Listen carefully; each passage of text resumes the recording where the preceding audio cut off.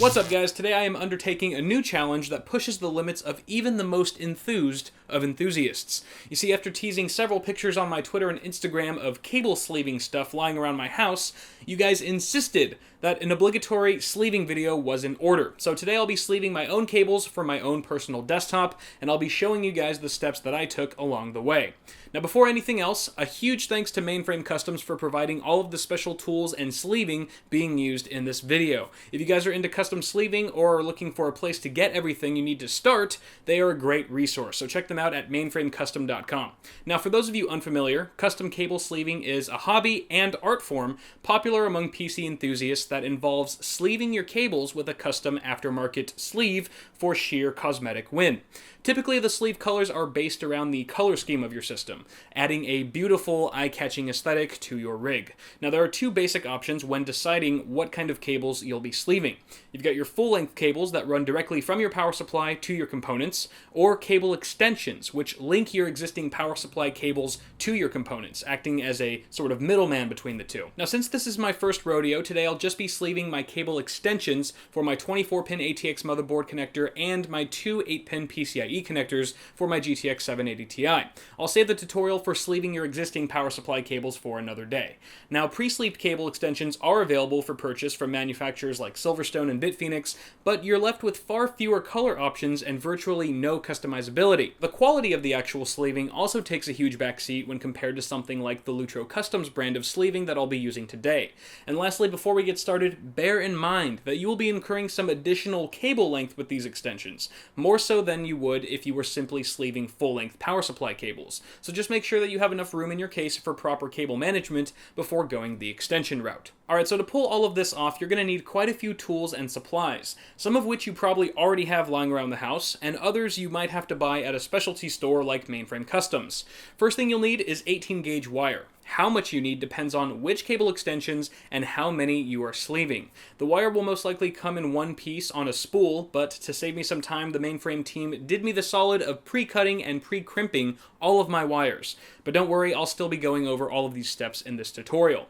Next, you'll need the correct number of male and female ATX connector pins. For my single 24-pin ATX and two 8-pin PCIe extensions, I'll have a total of 40 connection points, meaning I'll need 20 male and 20 female ATX pins to get the job done.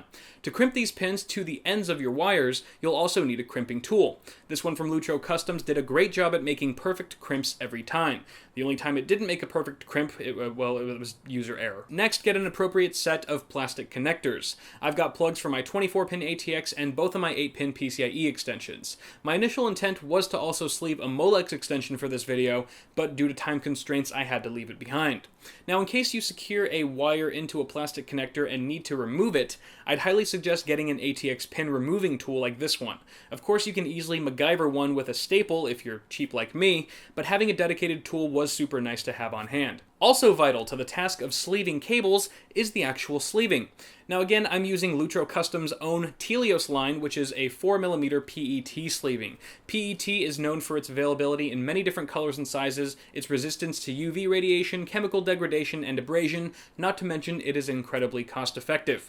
PET sleeving also holds its shape very well, which is definitely important for a clean-looking PC. Another very popular sleeving option is paracord, but it's typically harder to work with from what I understand, so I stayed far away from it for this time around. Now, just as crucial as the sleeves themselves is heat shrink. Now, you do have the option to sleeve your cables with a heat shrink design where the heat shrink is visible, or a heat shrinkless design where it is not. Either way, you're still going to need it to secure the sleeving to your wire. I'm opting for a heat shrinkless design because I personally think heat shrink looks hideous, but here I have some 1/4-inch pieces. Though I'll only end up using 40 of these when all is said and done, I still have more than enough in case I mess up and need extras. And this is something you guys should consider when buying your supplies. Buy more than you need. If you need 15 feet of sleeving, buy 25 feet. If you need 40 ATX pins, buy 60. You are going to mess up and you are going to waste some materials, especially if it's your first time sleeving, so make sure that you buy more than the bare minimum of supplies. Rounding out the list of tools that you'll need are fire in the form of a lighter, a ruler with millimeter measurements, a pair of wire cutters, and a good wire stripper. The last two things you'll need are a pair of high quality scissors, unlike these ones, and a razor. Now that we're finally ready to start getting our hands dirty, the first thing you want to do is decide how long you want your extensions to be based on the hardware layout in your case and your personal preference. Now don't just measure the distance between the plug on your component and the nearest routing hole in your case. You definitely want to leave some additional length so that the extensions connector is able to lay completely flat behind your motherboard tray. Remember, a slightly longer cable is typically more forgiving than a slightly shorter one. And in case you guys were wondering, each of my wires measures exactly 290 millimeters long. To measure the wire, push it right up against the edge of your ruler so that it's completely straight. Then use your razor to make a slight indent on the wire where you wish for it to be cut. Grab your wire cutters and cut along the razor line. Next, use a wire stripper to strip off 3 millimeters of wire casing on both ends. With your ruler, measure 3 millimeters from the end of the wire and mark with a razor. Starting at your razor mark, strip the 3 millimeters of wire casing off and do the same for the other end. Now you can proceed to crimping your ATX pins to the wire. You'll notice each ATX pin has 2 sets of wings, a long pair and a much shorter pair. Take a pin and place it on the inside of the crimping tool with all the wings facing inward. The Lutro Customs crimping tool has a little shelf on the inside for the longer set of wings to rest on. At this point, slowly crimp down the pin until you hear 3 distinct clicks, and go no further. Remove the pin from the crimping tool and thread one end of the wire inside so that the very tip reaches all the way to the end of the smaller wings. Then carefully place the wire and pin back inside the crimping tool in the same position as it was before and crimp the pin all the way down. If done correctly, you'll see that every copper wire has been completely crimped down by the smaller set of wings. Now go ahead and prep the second ATX pin for the other end of the wire. Remember, each wire in your extension should have one male pin at one end and a female pin at the other. So again, 3 clicks with the crimping tool, but before you go any further, you want to make sure that the wings of this second ATX pin are facing the same direction as the first pin we crimped. Failure to do so might prevent your cables from effectively plugging into their plastic connectors. To do this, hold the crimped end of the wire down on the table with the wings facing up and firmly slide your fingers down the cable to the other end. Now that you have a frame of reference of which direction your wire is facing, place the second ATX pin on the wire, wings facing up, just the same as the first one, and proceed to crimping it all the way down. When you're finished, you'll have yourself a perfectly crimped wire and can then move on to sleeving. Measure your sleeving by holding the end of the sleeve up so that it rests directly between the long and short set of wings. Slide it alongside the wire, making sure not to stretch it, otherwise it'll end up being too short.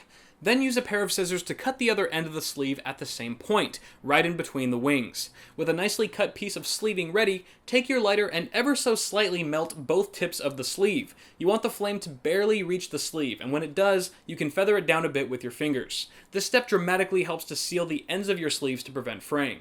Now we can move on to the actual sleeving. Thread the wire through the sleeve to the other end. If along the way the wire gets stuck, you can help it along by pinching the sleeve half an inch in front of your stuck ATX pin and sliding the sleeve up until you reach your pin. At that point, pinch down on the ATX pin and simply release your other hand off of the sleeve.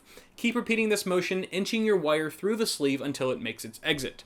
Next, slide the heat shrink over the ATX pin so the end of it just slightly overhangs the end of your sleeve by about 2 millimeters. Hold the heat shrink and sleeve firmly in place with your fingers while using your other hand to melt the end of the heat shrink with a lighter. I tried to use the blue part of the flame and held it up to the heat shrink for about 6 seconds. Now immediately after this, while things are still hot, use the wire cutters to cut a line down the excess heat shrink and quickly pull it off. What you'll find is that the heat shrink has permanently welded the sleeve to the wire, establishing a secure connection between the two. Now if you've done everything correctly, you'll end up with a perfectly sleeved wire that's ready for plugging into your plastic connectors. The connectors are keyed, meaning that the ATX pins have to be facing a certain way in order to latch into the hole successfully. To do this, make sure the wings of the ATX pin are facing the same direction as the securing latch on your plastic connectors. During this step, you should also be conscious of which gender of pin you should be plugging in at all times. Get a firm hold of your wire as close to the pin as you can for maximum security and slide it in all the way. You'll know you've inserted and connected the wire correctly when you hear 2 faint clicks simultaneously. This indicates that the ATX prongs have successfully latched onto the internal connector. For quality assurance, once the wire's in, give it a little tug to make sure it's securely in place. You can also check the terminal side of the connector to see if all your ATX pins are level. Finally, as a word of caution, I should warn you guys that it is extremely important that all of your wires are going to the right place between your two connectors. One mismatch could potentially do some serious damage to your system, so be sure to triple check that your wires are wired correctly. But those are all the steps involved to create awesome looking extensions, and as you guys could probably tell, this endeavor is not for the faint of heart.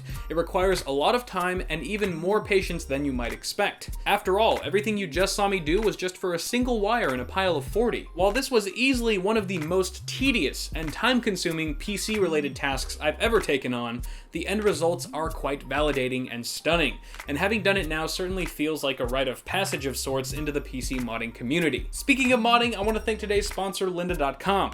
Okay, that has nothing to do with modding. I know, I'm not good at transitions. Why don't you mod your life with better learning? Okay, I'm done. But seriously, lately a lot of you guys have been asking me how do I start my own YouTube channel, and while much of it does boil down to trial and error, while I do this unboxing, I will be doing it in my boxers. There's an equal amount of technical skill involved, like video editing, motion graphics, and web design. Lynda.com has thousands of tutorials on topics like these that relate directly to the YouTube business model. So whether you're trying to start up a tech channel or trying to build your own website, since YouTube rolled out their new terms of service, Lynda.com is a great resource for furthering your goals and stuff. It's totally free to try with the link that I put in the description below, so I cordially invite you guys to check it out. But that is gonna wrap it up for this video, guys. As always, toss me a like if you found it helpful, and let me know what you think of this whole cable sleeving business, whether you'd be up for the task and why or why not. If you have sleeved in the past, share your experience with the rest of us and how that experience shaped your current view on custom sleeving.